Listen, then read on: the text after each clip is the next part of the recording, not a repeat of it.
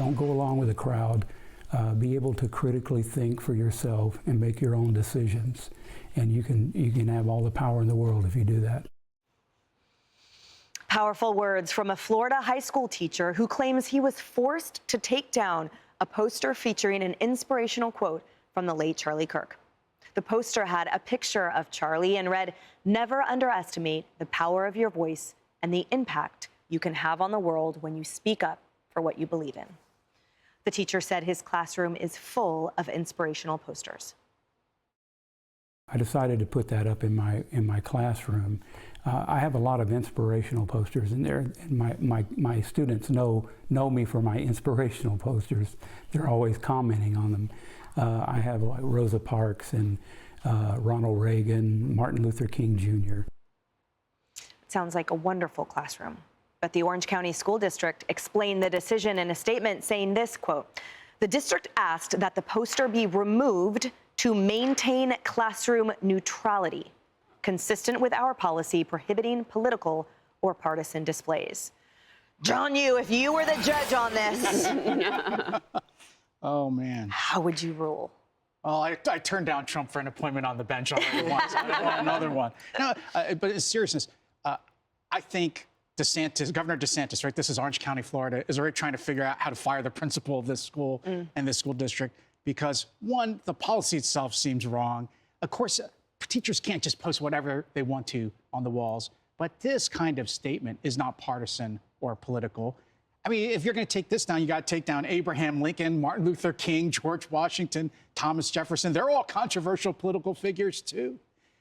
It looks to me what's going on here is that this is a school district which has a facially neutral policy, but it's enforcing it to punish one side and favor another side, and that's unconstitutional, and that's illegal. And I think this teacher, he could sue the school district, he could sue the state. Florida should act quickly and get rid of this policy and get rid of these school board members if they can. That's exactly right. It was interpreted and applied so poorly, especially in light of the apparently other presidents. The whole thing is just really a shame. Well, and it shows the partisan politics of the people who made this decision, because as you just said, Emily, there's a law, and so they just took it upon themselves to interpret it in a way that fit their politics. But the names he called out, who are also on the wall, MLK, Rosa Parks, I mean, those people are not there because of necessarily the politics of the time for them. There were a lot of things at play, but they're there because of our historical connection to the change that they brought. That's Charlie Kirk by definition. No one has ever talked in this country about faith among young people the way that they are in this moment in history after the death and assassination, I should say, of that young man. He's changing what we're doing ahead. And MLK and Rosa Parks had their roles and their power moments in history, too.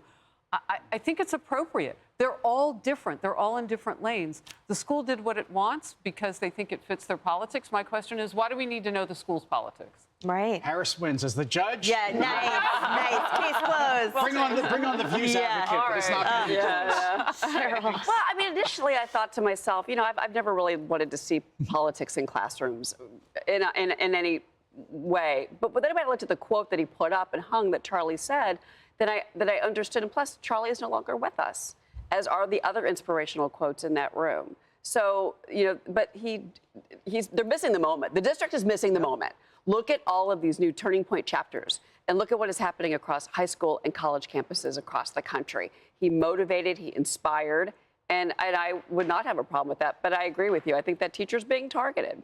And also, as you know, I mean, half the people in prison are there because of a nosy neighbor. So how did the district find out about the poster? Who complained?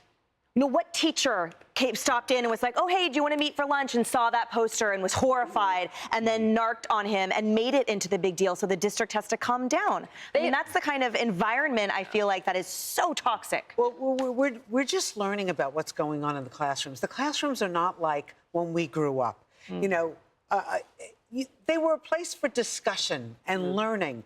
Now it's kind of one way. These classrooms, they put the L in liberal, you know, and anything else is called out. And I think I mentioned this once before. My son, first day of class, wore a MAGA hat into his university. And the professor said to him, I want you to go outside the door, take the hat off your head, and come back in again.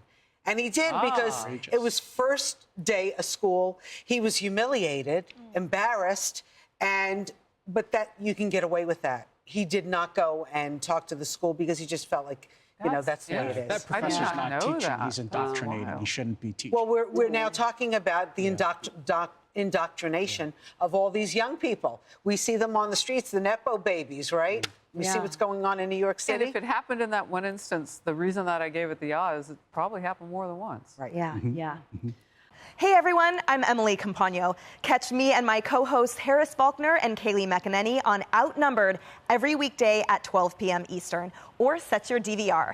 Also, don't forget to subscribe to the Fox News YouTube page for daily highlights.